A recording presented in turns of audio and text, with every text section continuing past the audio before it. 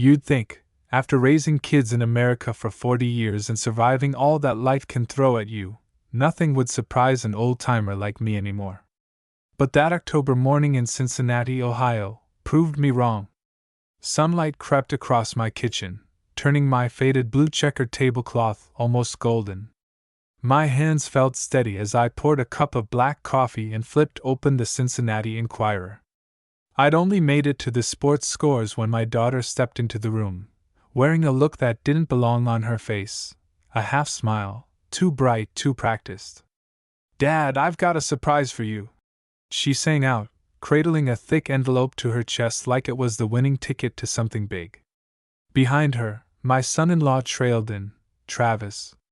A guy who always looked at my house like it was one mortgage payment away from being his. He crossed his arms and leaned against my fridge, blocking the cereal box like a bouncer at a club. For a second, I almost laughed. But then Megan set that envelope down in front of me, and suddenly, nobody was laughing. I tried to play it cool. "What kind of surprise, Megan?" I asked, folding my paper slow. The coffee was already going cold, but I took another sip for show, trying to read their faces. "Go on, Dad. Open it," she said. Her fingers trembled just enough to betray her nerves. The return address said it all, some law office downtown I'd never heard of. My gut twisted. I tore the flap. A waterfall of documents poured onto my plate: loan statements, credit card bills, official forms covered in neat signatures. Travis leaned in, voice sharp as a knife. "Go ahead, Harold. We've been waiting to share this." My name on document after document. Debt totals stacked higher than my old pickup's mileage.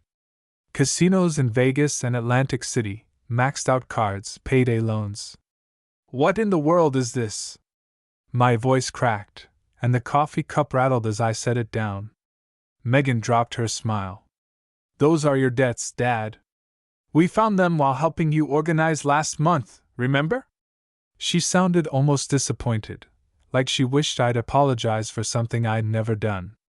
"I've never been to a casino," I said, flipping pages with shaking hands. The signatures looked like mine. The handwriting, the loops, the pressure, spot on.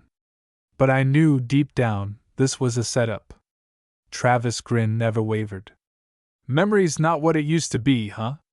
But those debts, someone's got to pay them by Monday. Or we all lose everything. House, cars, all of it." Monday. Today was Monday. Megan moved beside Travis, both of them forming a wall between me and my own back door. "Dad, please. We can't lose the house," she pleaded, eyes welling up. I'd put her through college, walked her down the aisle, bailed Travis out of more than one get-rich-quick disaster. Now she stood there, cornering me like a debt collector. "I didn't sign these. Somebody forged my name." I tried to keep my voice from shaking, but doubt had started to slip in, just enough to make me angry. "Who would do this? Who else but you has access?" Megan's tears came on cue, but Travis' eyes gave away the truth. He was enjoying this, watching me struggle. "We need to handle this as a family," Megan said, reaching for my hand. I pulled away, standing up so fast my knees popped. "Family doesn't frame each other for 400 grand in fake debts," I snapped. Travis blocked the doorway. "These documents are legal. Your name. Your problem. Don't make us do something drastic, Harold." I stared him down. "People change," Megan sniffed. "Maybe you forgot. Maybe you're just old." There was a hard edge in her voice I'd never heard before. I wasn't about to let them gaslight me out of my own life. "I keep track just fine," I answered, but inside I wondered, how long had they been plotting this? Travis stepped closer, his voice smooth. "We tried to help you, but you have to take responsibility." Megan held up a credit card statement. "Look at this. Your signature. Your debt." I glared at her. "Anyone can learn to fake a signature. In 30 places?" Travis jeered. All these applications, all these debts, we're not asking you to admit anything. But they're in your name. If you don't pay, we all lose everything. For a second, I looked around my kitchen, the same place where I'd shared every holiday, every birthday. Now it felt like a courtroom. Megan listed off every favor, every bill she helped pay in the last year. I remembered the roof, the taxes. Each favor. A brick in the trap they built around me. Travis, voice cool as a banker, pushed the point. If you don't handle this, the creditors take it all. We're out on the street. The realization finally settled in my chest. I'd been played. The people I'd loved most had set me up, hoping I'd roll over and sign away my future. But they had no idea who they were messing with. I'd survived too much to go down without a fight. I should have seen it coming, but betrayal always stings hardest from those you love. The kitchen felt colder as Megan's words hung in the air, her tears dissolving into frustration. We're trying to help you, she insisted, like I was a stubborn child. But you won't even admit you need it. Travis folded his arms, eyes narrowing. 5 minutes, Harold. Either you start packing or we call the police and tell them you threatened us. If you really cared about family, you'd take responsibility. My hands curled into fists, but I forced myself to stay calm. This is my house. I paid every bill for 30 years. I buried my wife here. You think I'm just going to hand it all over because you waved some fake debts in my face? Megan's voice turned icy. If you don't care what happens to us, fine. But when the bank takes the house, don't come crying to me. The air shifted. Suddenly, Megan lunged for the coffee pot, her face twisted in pain and anger. You ruined everything, she screamed. The next second, hot coffee arced through the air, striking my chest in a burst of searing pain. I staggered, shirt soaked, skin burning. The cup shattered on the floor, splattering brown across the linoleum. The shock numbed me for a moment. My daughter, the girl I used to tuck in at night, had just assaulted me in my own kitchen. Travis didn't flinch. If anything, he looked pleased. You heard her. Get out, old man. This is our house now. I wiped the coffee from my neck, ignoring the burning, and stared them both down. You want me out? Fine. But you'd better be ready for what comes next. My voice, steady as ever, made them hesitate, just for a moment. I pushed past Travis, who didn't block me this time, and retreated to my bedroom. Each step ached, each breath stung, but I moved with purpose. I peeled off my wet shirt, wincing at the angry red burn across my chest. In the mirror, I saw a battered old man, but in my eyes the fight hadn't gone out.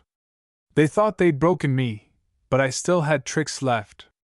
I grabbed my small suitcase from the closet, packing quickly, 3 changes of clothes, my prescription bottles, and most importantly, the folder hidden in the back of my desk. Inside was every document they hadn't found yet, the deed, insurance, my will. The proof this house was still mine. My wallet had $200 cash. Not much, but it would do. I pocketed my phone and keys, then slipped out the back door, leaving my home, and my so-called family, behind. The autumn air bit at my skin, sharp and bracing. I crossed my backyard, heading for the weathered wooden fence that separated my yard from my old neighbor, Walt Baker. Walt was a retired school principal, a quiet man who knew how to listen. Walt's kitchen lights glowed warm and inviting. I knocked, trying to make it sound casual, not desperate. He opened the door in a bathrobe and slippers, surprise flickering in his eyes. Harold? You look like hell. Come in, sit down. He ushered me to the small round table by the window, poured a fresh cup of coffee, and waited. No questions, just a friend offering space. I eased into the chair, every muscle aching, the burn across my chest throbbing. You ever wake up and realize your whole life's gone sideways? I managed a bitter laugh. Because that's how today feels. Walt's eyes grew serious. Talk to me, Harold. Start at the beginning. So I did. I told him about the envelope, the debts, Megan's tears, Travis' threats. The coffee. The betrayal.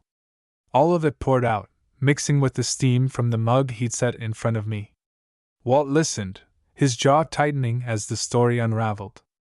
When I showed him the pictures I'd snapped of the fake documents, my forged signature, the gambling debts, the threats, he shook his head in disbelief.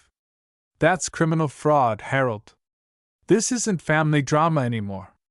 This is a crime. I nodded, but my heart ached. She's still my daughter, I whispered. He shook his head, his voice gentle but firm. The girl you raised is gone, buddy. The woman in your kitchen is a stranger. You need to protect yourself. And you need to call the police, now, before they destroy evidence or steal anything else. I hesitated, looking down at the red burns on my skin. For a moment I felt small, just a tired old man caught in a storm. But Walt was right. I picked up his phone, dialed 911, and for the first time all day, I felt the weight begin to lift. 911, what's your emergency?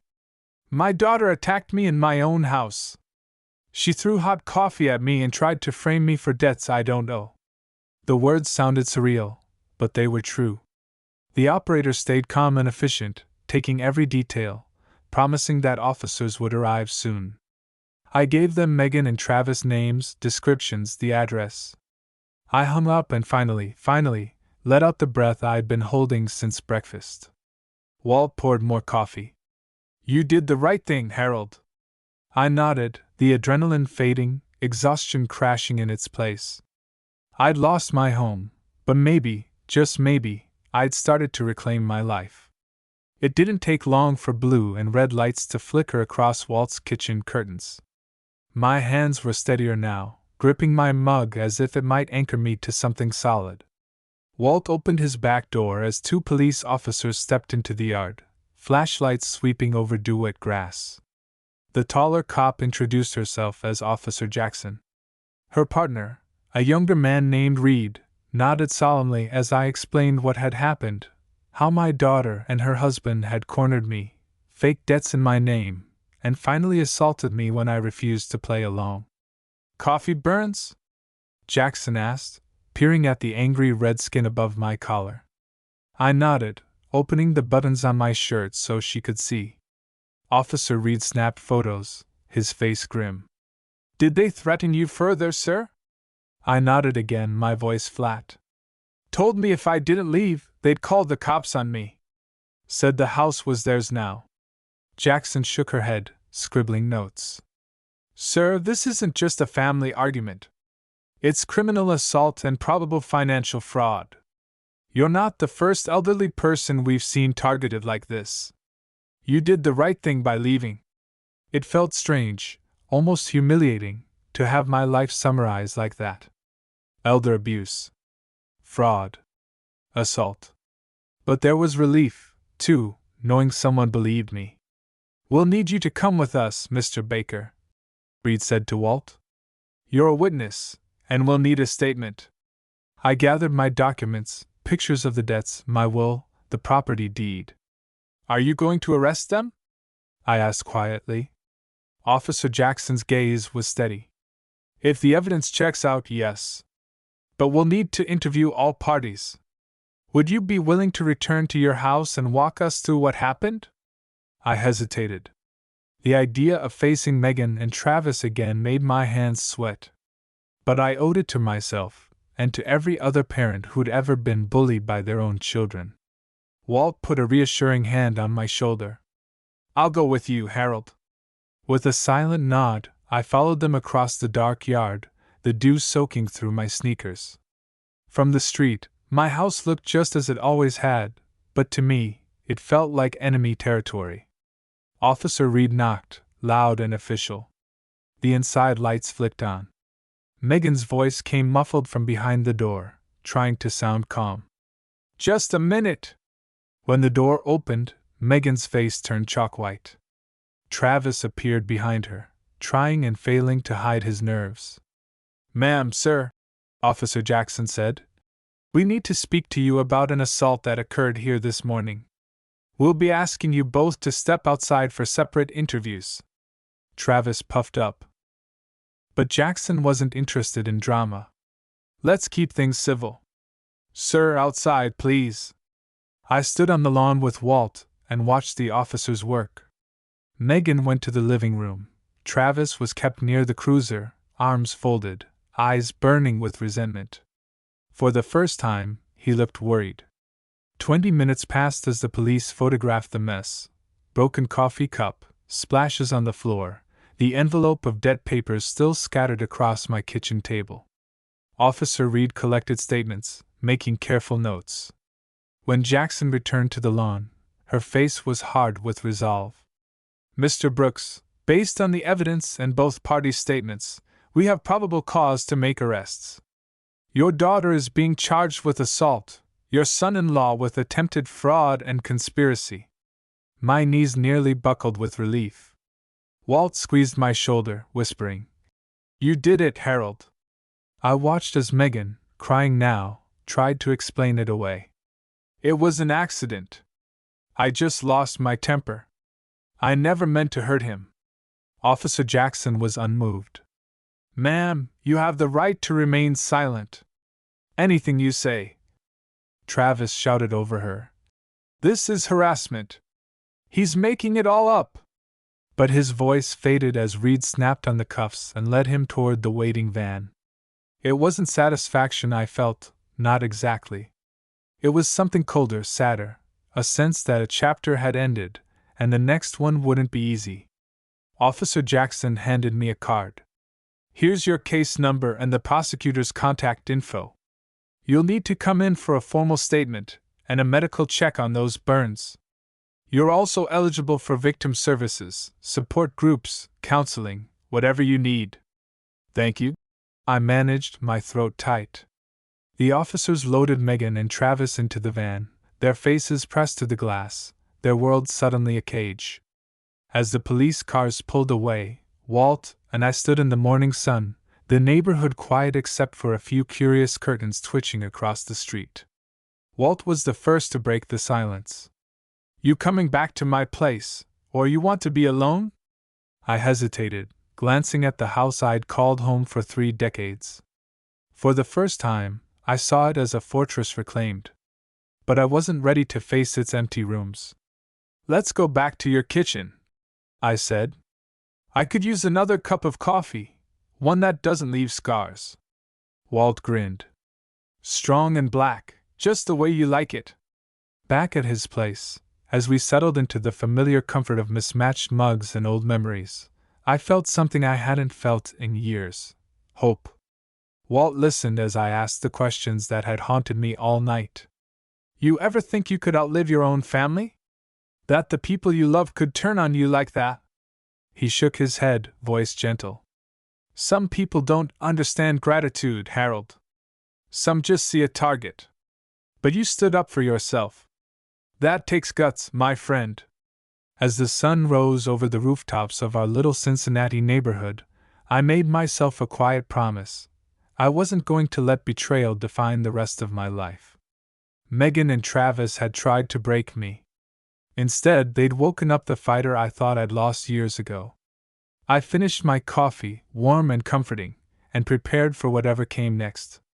The hours after the police left felt strangely quiet, almost unreal. I sat at Walt's kitchen table, sipping the 3rd cup of coffee he'd poured since sunrise, watching the steam curl up as if it could erase the memories of the morning. My house, my home, was now a crime scene, and my daughter and her husband were on their way to jail. "You should get your burns checked, Harold," Walt urged gently. "The officers weren't kidding. And you need a lawyer." I nodded, though my mind was still whirling with shock. "Never thought I'd need a lawyer because of my own family," I muttered. Walt gave me a number for a local attorney he trusted, Carla Jensen, a sharp woman with a reputation for helping seniors who'd been taken advantage of. I called her from Walt's phone, my voice trembling just a bit as I explained what happened. She told me to come in right away. 2 hours later, I was sitting across from Carla in a tidy office overlooking the Ohio River. She listened without interrupting, her pen moving quickly as I described every detail: the forged debts, the coffee, the threats, the years of slow erosion until this day of crisis. "Harold, you're not alone," she said, sliding a box of tissues my way. "What your daughter and her husband did falls under elder abuse and financial exploitation. The law's on your side, but we need to move fast." She made copies of every document I'd saved: photos of the forged debts, my real will, my original deed. She promised to work with police to secure restraining orders and keep Megan and Travis away from me and the property. "Your house is still yours," she assured me, her voice firm. "They can't claim a thing. But you'll need to be prepared for a fight." For the first time since all this began, I felt something like hope. I wasn't just an old man with nowhere to go. I was a survivor with the law behind me. But it hurt too. Carla warned me the process could take months, maybe more. "People like them don't give up easy. They'll try to play the victim, maybe even twist your words. You'll have to be strong, Harold." Back at Walt's, he made sandwiches, like it was any other afternoon. "Eat," he insisted. "You've been through enough for 3 lifetimes." After lunch, we called my bank together. I put a freeze on all my accounts, changed every password, and flagged any suspicious activity. The manager, an old friend named Marty, promised to alert me if Megan or Travis tried anything else. As the days passed, word spread through the neighborhood. I saw the looks of sympathy when I picked up groceries with Walt, the awkward questions from folks at church. Some people wanted the gossip, others genuinely cared. "How's your daughter?" they'd ask. I'd shrug, saying only, "We're working things out." But inside I was grieving, not just for what I'd lost, but for the family I thought I had. I replayed memories of Megan as a child: her first bike ride, the way she'd laugh until she hiccuped, her tears on the day her mother died. How did we get here? How did love turn to this? 1 week after the arrest, Carla called with news. "They've both made statements," she told me. "Travis denies everything, blames you, claims you're senile and a danger to yourself. Megan's story is all over the place. She's sorry, she was desperate, she says she just lost control." She paused, letting that settle. "It won't work, Harold. There's too much evidence. The police are recommending charges for assault and fraud. And the restraining order is in place. They can't come near you or the house." I felt a wave of relief, but also a deep ache. I never wanted to see my daughter in handcuffs. Never wanted any of this. Walt watched me carefully that night as we played a slow game of cards in his living room. "You did what you had to do," he said. "They made their choices." He was right, but I still stared out the window, searching the night for answers I wasn't sure I'd ever find. 2 weeks went by. I started seeing a counselor, just to have someone to talk to who wasn't tangled in the past. She helped me untangle guilt from responsibility. "You can love someone and still protect yourself," she said. "Sometimes love means saying no."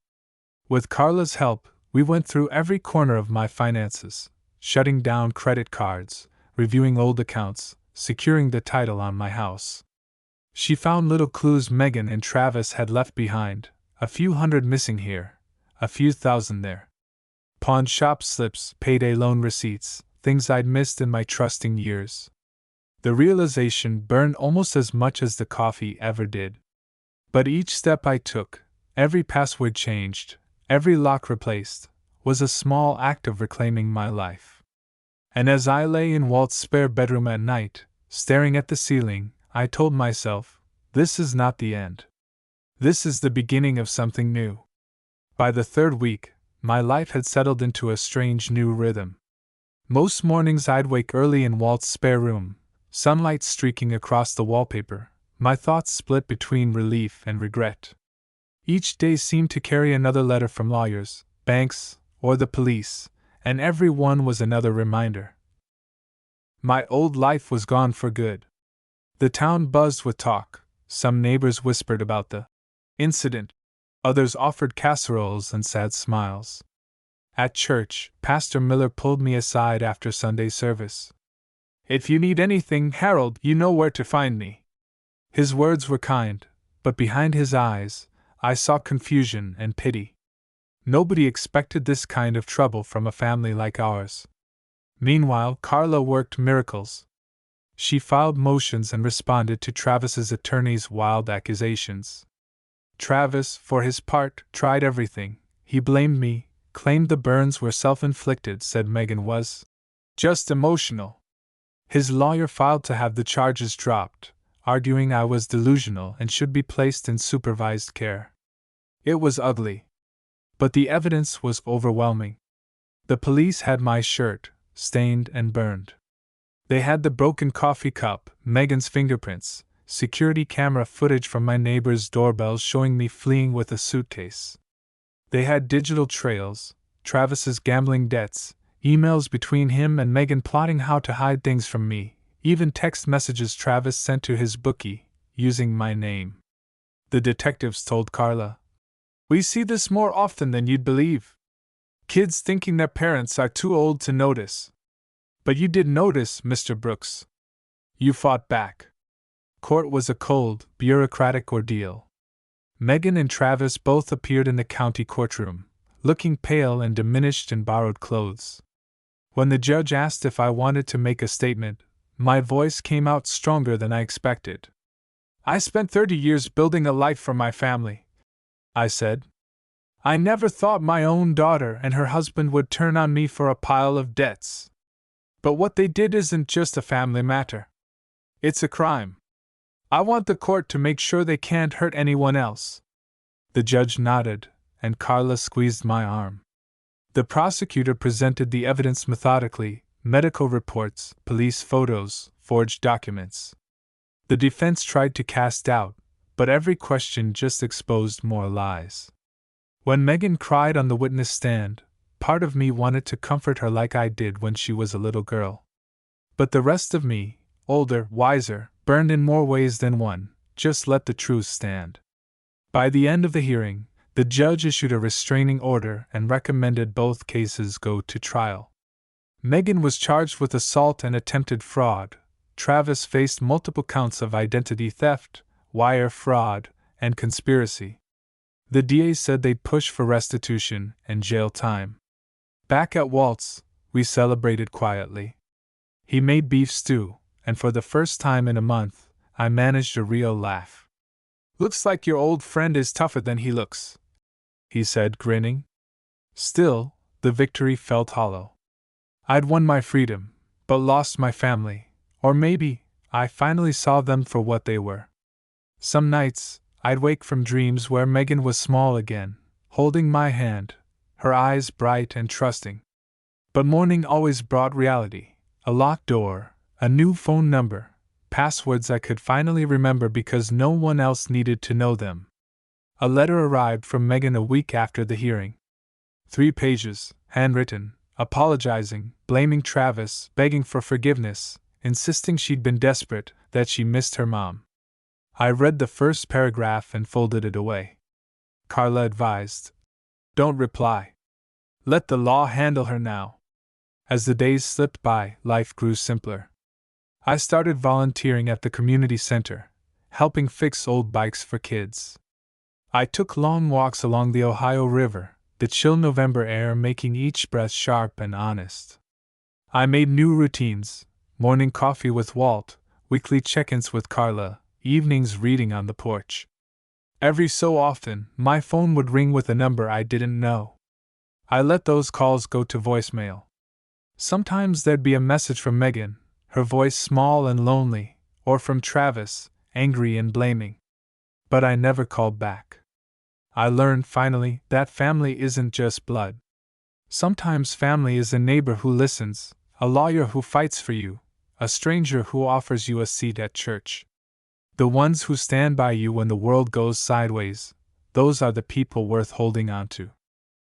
And so, as Thanksgiving approached, I found myself grateful, not for the pain or the betrayal, but for the chance to begin again. To rebuild, one day at a time. A month after the police took Megan and Travis away, I stood outside my own house, keys in hand. The front steps needed sweeping, and frost clung to the porch rail. For the first time since that awful morning, it really felt like home again. The locksmith had changed every lock. Walt stood beside me, holding a cardboard box filled with kitchen essentials and a battered photo album I hadn't seen in years. "Ready?" he asked. "As I'll ever be," I replied, pushing open the door. My heart pounded as we stepped inside. The house smelled faintly musty, but sunlight streaked through the living room windows. The chaos Megan and Travis left behind was mostly gone. The police had taken evidence. Carla had sent a cleaning crew. But I could still see faint coffee stains on the kitchen floor, and a strange emptiness hung over the rooms. Most of their belongings were boxed up in the garage, waiting for a moving company the court would hire to remove them. The first thing I did was hang up the photo of my late wife, Lillian, back in its old spot by the window. "We made it, Lil," I said softly. "We're home." Settling back in wasn't easy. The silence was different, peaceful, but lonely. I spent the first day putting the house back in order, rearranging furniture, setting up my old desk, making sure nothing of Megan's or Travis's was left in the places that mattered. Walt helped where he could, offering gentle jokes and reminders to take things slow. But I kept waiting for the other shoe to drop. It didn't take long. 2 days after I moved back in, Carla called with news. The trial dates were set. Megan and Travis had pleaded not guilty. Their lawyers tried everything, delaying tactics, claims that I'd forced them out, that the whole thing was a misunderstanding. But Carla was relentless. "We have your medical records, your neighbor's testimony, the police reports, and a mountain of evidence," she assured me. "They don't have a chance." Court was colder this time, winter settling over Cincinnati in earnest. When I took the stand, I spoke quietly but with certainty. I told the truth, how I'd tried to help my daughter, how I'd opened my home, how the betrayal felt worse than any pain. Megan cried again, but this time there were no words, no excuses. Travis looked away, his jaw clenched, his world crumbling with every new piece of evidence. Walt testified, too, his voice strong and steady. The prosecutor played the security footage, showed photos of my burns. The judge asked if I wanted to recommend sentencing. "I only want peace," I told her. "I want my life back." The verdict came quicker than I expected. Guilty on all counts: fraud, assault, attempted extortion. The judge sentenced Travis to county jail, plus restitution for the debts he'd racked up in my name. Megan got probation, mandatory counseling, and was ordered to pay back every cent she'd stolen or forged. They were also banned from contacting me for 5 years. Leaving the courthouse, I felt a strange mix of relief and sorrow. I'd always imagined the end of my story would be surrounded by family, maybe grandchildren running through these old rooms. But I knew now, sometimes survival means letting go of the people who hurt you, no matter how much you love them. Still, there were moments of sweetness. Walt and I went out for burgers to celebrate. I started going back to the community center, helping kids fix bikes and tutoring in math. One evening, as snow fell quietly outside, I found myself humming while baking a loaf of bread, something Lillian always did when she needed comfort. A letter came from Megan in late December. This one was shorter, more humble. She apologized, admitted to everything, said she was lost and wished things could be different. She ended with, "Maybe someday we can talk. Until then, I hope you find peace." I put the letter in the back of my desk drawer. Not forgiveness, not yet, but maybe one day. Christmas was quiet, just Walt and me, exchanging stories, remembering better years. The new year brought more letters from lawyers and banks, each one confirming that my future was finally secure. The restraining order held. The payments for restitution arrived, small but steady.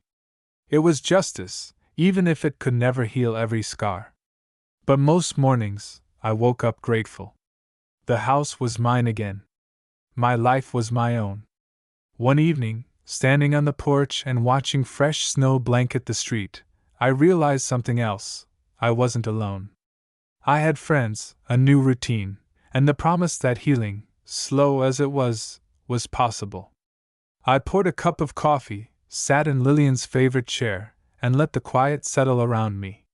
For the first time in years, it felt like hope. The new year drifted in quietly, snow painting every rooftop and tree branch in the old Cincinnati neighborhood. For the first time in months, I slept soundly, no late-night phone calls, no fear of someone else holding my fate in their hands. Routine returned. Each morning I take a walk around the block, boots crunching on icy sidewalks, breath hanging in the frozen air. Neighbors waved, some stopping to chat longer than before. If I was honest, I liked the conversations, people sharing their own stories of heartache and rebuilding, everyone wanting, in their own way, to let me know I wasn't alone. I spent more afternoons at the community center, fixing bikes and teaching chess to a new group of kids. They reminded me of Megan when she was little, so eager, so trusting. Sometimes the ache of what was lost caught me off guard, but more often, I just felt lucky to be useful again. Even Pastor Miller stopped by the center once in a while, asking about my projects and reminding me, gently, that forgiveness was a journey, not a destination. Walt was as steady as ever. He brought over soup when he made too much, invited me to Sunday dinner, and never asked for details about my pain. Our friendship became something more solid than I'd ever expected at this age. Proof that family can be chosen, and healing can be shared. One bright March morning, I found a package on my porch, a small potted plant, lilies, Lillian's favorite. The tag read, "Thinking of you, Dad. Hoping you're well. Megan." For a long time, I stood there, the cold forgotten, memories both good and bad swirling in my mind. I brought the plant inside, placing it by the window. I didn't call Megan, but for the first time, I didn't feel anger. Just sadness, hope, and a cautious sense of relief. The legal aftermath dragged on in the background, but Carla handled most of it. Each restitution check from Megan and Travis was a bittersweet reminder of everything we'd survived. Some of the money went to repairs and bills, but I found myself giving a little to the community center, too. Helping others, I realized, was the surest way to rebuild my own spirit. Spring brought a new energy. The first robins appeared in the backyard. I planted a few flowers, cleaned the gutters, and opened the windows to let the fresh air chase out the last ghosts of that terrible autumn. One sunny Saturday, I organized a cookout for the neighborhood. Walt manned the grill, kids played tag across the lawns, and for a few hours, laughter filled the air where sorrow had once settled thick and heavy. Several people asked how I was holding up. "Better every day," I answered, and it was true. In quiet moments, I wrote letters to Megan. I never mailed them, just a way to sort through the tangled feelings, the grief and longing and hope. I reread her apology now and then. I wondered if, years from now, we might sit on this porch together and talk about what went wrong, and maybe, if we both were brave enough, what might come next. One morning in early summer, a letter arrived. It was from a lawyer representing Travis.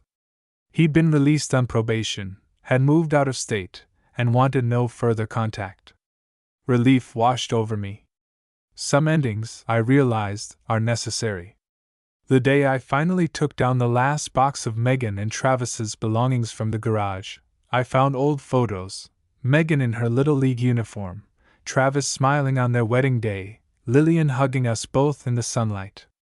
I sat on the garage step, letting the memories wash over me. I felt no bitterness, only a quiet gratitude that, even if things ended badly, there had been love in those early days. As summer arrived in full, my house came alive with new sounds, neighbors laughing, wind in the maple trees, the distant chime of a bicycle bell.